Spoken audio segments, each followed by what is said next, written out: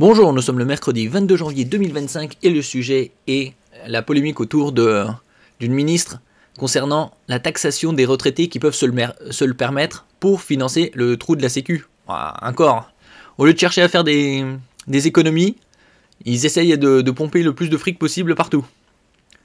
Taxer les retraités qui peuvent se le permettre, cela n'a jamais été discuté au sein du gouvernement. Ben voyons. Conteste François-Noël Buffet. Bon, il y a certainement eu des bruits de couloir, hein. Faut pas exagérer.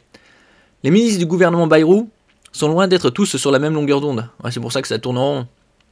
Ils sont d'accord sur le fait de ne pas avancer dans la bonne direction. Les ministres se parlent-ils au préalable entre eux ou lancent-ils des idées dans les matinales d'infos pour voir les réactions? Oui, c'est plutôt ça.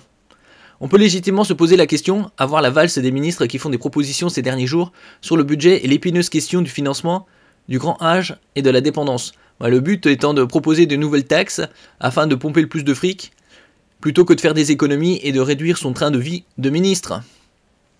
N'oubliez pas de vous abonner pour plus de news nationales, européennes et internationales sur ce monde merveilleux dans lequel nous vivons. Je suis plutôt extrêmement réservé sur le fait qu'on taxe encore les Français, sachant qu'on est le pays le plus taxé au monde. Et où va toute cette thune? Bon. Moi, j'étais assez surpris de celle-ci, ça fait partie de ce qu'on vient d'évoquer. Ça n'a jamais été discuté au sein du gouvernement à ce stade. Donc là, c'est une position personnelle. Oui, elle l'a dit, elle l'a redit, tant mieux. On aura le débat. En revanche, sur le fond et sur le principe, moi, je suis plutôt extrêmement réservé sur le fait qu'on taxe encore les Français d'une façon générale. Au-delà de ce principe-là. Même les plus aisés? Attendez, au-delà de ce principe-là. Et puis il y a le sujet de taxer le travail, il y a la question qui se pose que tous les retraités ont cotisé pour pouvoir percevoir leur retraite. Donc faisons d'abord le maximum d'efforts sur les dépenses, la limitation des dépenses, les réformes structurelles qui vont générer des économies, et ça c'est à mon avis essentiel. Et reportons à plus tard les taxations nouvelles. Je crois que quand vous allez dans la rue, j'ai vu beaucoup de monde ces derniers temps, les gens ont besoin de stabilité, nos compatriotes ont besoin de stabilité, et on a besoin de dire, on a besoin de souffler, penser au pouvoir d'achat. Oui, il faut accoutumer les gens à ces idées farfelues, et une fois que ça commence à s'installer, ils le mettent ça en place. Ce mercredi matin, c'est François-Noël Buffet, ministre auprès du ministre de l'Intérieur, ministre auprès du ministre, qui réagissait aux propos de sa collègue Astrid Panosyan-Bouvet, ministre chargée du Travail et de l'Emploi, qui évoquait la veille que les retraités qui peuvent se le permettre participent au financement et que ce soit pas seulement les actifs qui soient mis à contribution.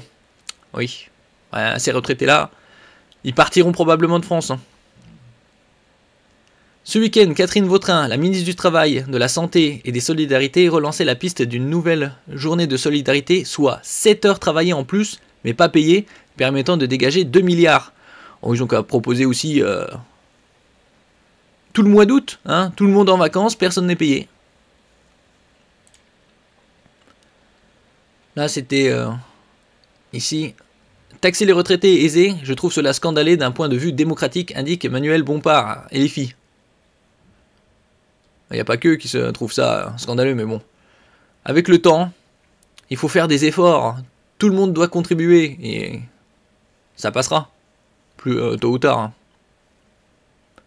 Elle propose de taxer davantage les retraités qui, je cite, peuvent se le permettre, et elle fixe à autour de 2000 voire 2500 euros par mois de retraite, de pension de retraite, ce qui pourrait être taxé davantage. D'abord, je trouve ça scandaleux d'un point de vue démocratique, puisque en fait c'est précisément la même logique que celle qui était dans le projet de loi de finances de la sécurité sociale de M. Barnier. Vous savez, quand il proposait de reporter la revalorisation des pensions de retraite au 1er janvier, et finalement il proposait de les reporter au 1er juillet, et puis dans un deuxième temps il proposait de ne pas revaloriser les pensions de retraite pour ce qu'il considérait comme étant les retraités les plus aisés. Mais en fait cette mesure elle a été censurée, c'est-à-dire qu'il y a une majorité de parlementaires qui a fait tomber le gouvernement de M. Barnier précisément, en particulier sur cette mesure. Donc si cette mesure a été chassée, c'est pas pour qu'elle revienne 2 jours après. Mais alors si je vous suis dans cette logique-là, ça veut dire que rien de ce qu'il n'y avait dans le budget avant la censure ne devrait être repris?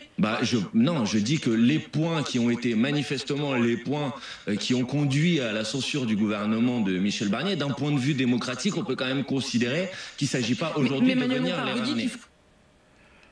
Bon, il parle de taxer les retraités qui ont plus de 2000 euros par mois. Bon, ils ne doivent pas représenter un très grand pourcentage.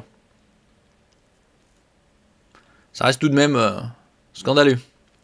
Merci pour votre écoute et à la prochaine.